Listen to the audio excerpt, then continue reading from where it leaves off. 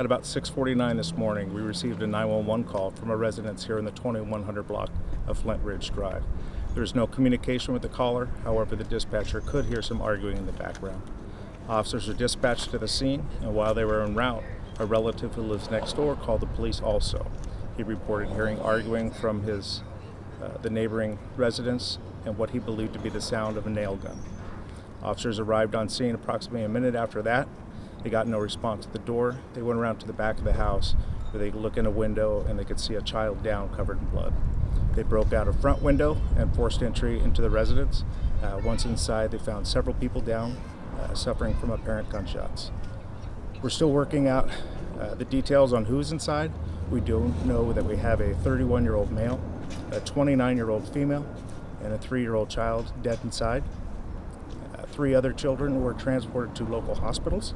A 5-year-old and a 9-year-old have also died, and the 11-year-old is undergoing surgery.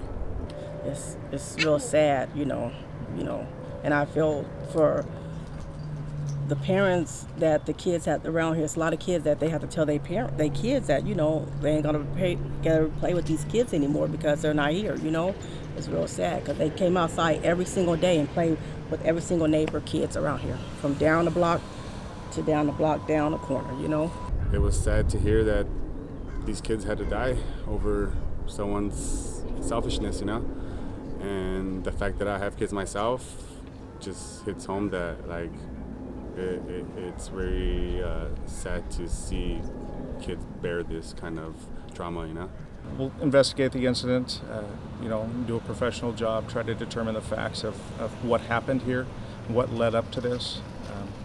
Obviously, the loss of any life is a tragedy, and a situation such as this even compounds that even more.